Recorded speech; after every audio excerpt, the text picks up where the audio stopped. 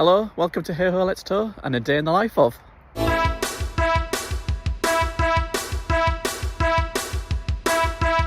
Hi there, welcome to Hey Ho Let's Tour. This is a video in the Vanother Collective series. Every month a group of like-minded caravanners, campervanners, motorhomers, tenters, campers, etc. We all get together, we choose a topic and we all make a video on it. And this month's topic is a day in the life of. We're going to do a day in the life of a caravan vlogger. No, not the caravan vlogger, but a caravan vlogger. That's me and us, Hey Ho Let's Tour. Make sure you check out all the other videos in the playlist. There's lots of good channels out there you can check out and lots of good videos. They'll all have their own unique take on the topic. We'll put some logos on so you can see what the channels are, and if you look in the description you should see a link to their channels and videos, etc. So, a day in the life of a caravan vlogger.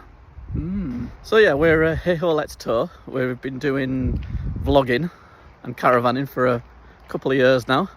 We've been through a couple of caravans. There's three of us. I do generally most of the filming and editing, but they do bits of filming and stuff too. Not really the editing side of things. What we generally do is we just make it as we go along, really. We have a number of cameras. I'm filming at the moment on my iPhone because I find it gives really good picture quality, and it also generally it's just easy to have. You've got it in your pocket. Something interesting's happening, or you're walking along, or you're doing something on the caravan site, or you're visiting something nice. You just whip the camera out, you can film it. You don't have to worry about it getting wet because it's waterproof. So it's just ease of use, really, and picture quality is pretty good for filming general caravan vlogs anyway. We do have a DJI Pocket 3, which is a fancy camera with a little gimbal on it. Picture quality is absolutely amazing. I think it beats the iPhone, but you can't get it wet. It's a little bit more fiddly to get out and stuff like that, so we tend to use that mainly in enclosed situations, like if we go to the NEC or something like that. I'll take the DJI Pocket with us and do most of the filming on that. And we also have a DJI Action camera, which is like a really rugged one where so I'm just checking around so I don't get run over while I'm walking around the storage yard. Yeah, so it's really rugged, so it can survive drops and bumps, and it also has got really good image stabilization. So if you're doing something, well, when it's doing on bumpy or unstable conditions, it can sort the pitch out so it's nice and smooth. And to be honest, we very rarely use that because caravanning itself it's not that extreme, is it really? You don't go downhill climb. I mean, sure, there's some activities you can do when you're caravanning that you might need an action camera for, but generally it's something that we very rarely use. It'd be handy because we do a lot of theme park videos, and we do a lot of videos around roller coasters and things like that. We've been doing that. The action camera would be ideal if we could take it on the roller coasters, but you're not allowed to take cameras on roller coasters, which is a shame. But yeah, so that's the equipment we use. So generally we just carry the phone around in our pocket.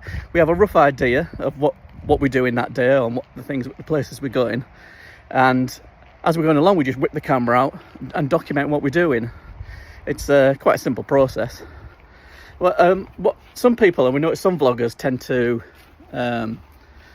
do like long streams of consciousness or really long takes when it comes to vlogging.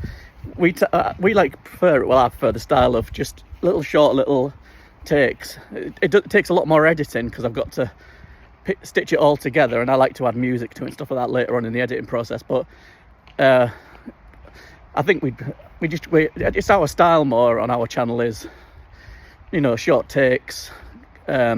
Here's us walking a bit. Here's some B-roll footage of the scenery or the flowers that are about. Then here's us talking, and it's that sort of style that we do. So to be honest, it just goes along with the flow of the day. It doesn't really get in the way of actual us getting out and enjoying ourselves, because we're walking around, we're doing our stuff, we're doing our caravan things, we're setting up, and the camera's just there capturing moments of it. So it's not something that sort of we plan out, or we do have some thought into it, but it's not something that takes up any extra time really. It's just, oh, this is interesting, or it looks nice, so we just whip the camera out and do it. Here's some interesting footage of me walking back to the caravan. Right, I'm in the caravan in the storage yard, and it is about, I don't know what temperature is inside the caravan, but it's very, very hot outside. It's nearly 30 degrees or something. We're having so many heat waves at the moment. It's virtually unbearable in the caravan. So in the caravan, I'm just going to show you what equipment we use to, once we've got all the footage on the phone, what we use to edit, etc. So as I say, most of the footage goes onto the iPhone. Sometimes goes on other cameras, and we have to download it some way or another, stick it in the cloud. But virtually everything we film on the iPhone goes into the iCloud and then gets transferred across onto our iPad. And I use the iPad to do the editing on it. I use a bit of software called CapCut.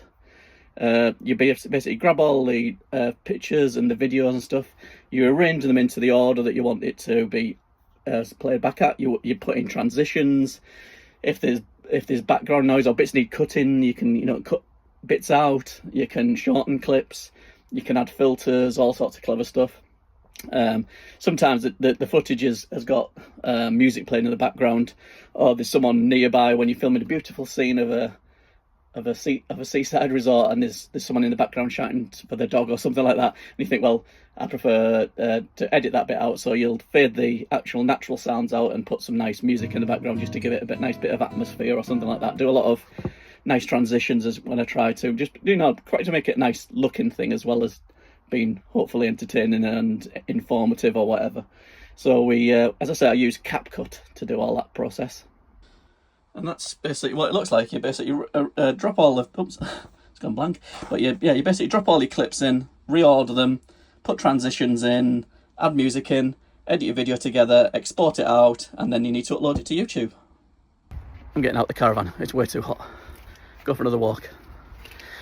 Apologies if I sound out of breath. I think I've of hay fever at the moment. That's the worst thing about being a caravanner with hay fever. Just what you don't need. So most of the time I do the editing when we get back home, because it does take a fair amount of time to edit the videos as you want them, and we don't want to waste any of the holiday time of me sat in front of the iPad editing for hours on end. But I mean, I can knock out a quick video in an hour or two. It's one of the more involved ones. Usually takes most of the day for me to edit, get it all right looking. I'm a bit of a stickler for detail and making sure the transitions are right and stuff. So it can take me a whole day to upload it, and then we press a button, goes up to YouTube, and then because we have a regular slot usually on a Sunday at 6 PM, most of our videos come out.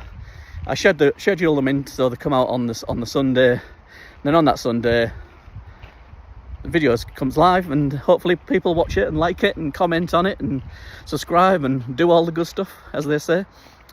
Some videos get a couple of hundred views, but a couple hundred views is better than no views. Some videos get a few thousand views. Some videos take ages. To be honest, we do it, and I especially do it, it's just because I quite enjoy doing it. I find the process of filming it, getting the right nice shots, editing it, and putting together something that we're proud of, I find it quite, what's the word? Well, I just enjoy doing it, and it's not a bind at all, and I'm quite proud of it when we put it up, and I hope people can see the pride we take in putting it together and enjoy the videos. It's just a bonus when other people watch it. When we first started, if just getting anybody watching it was like a big deal, and now we've got over 1,000 subscribers, nearly 2,000 now. Thanks everybody. We'd like to get more. It's nice to get that, just the feedback from people, and know that people are watching it and hopefully enjoying it. It's good. Shall I stop wandering about? Yes, sat on the caravan step. I don't go in there, it's too hot, I might melt. Obviously getting over 1,000 subscribers and so many views, you get monetized, and so when people watch adverts to your videos, you do get a little bit of money from YouTube.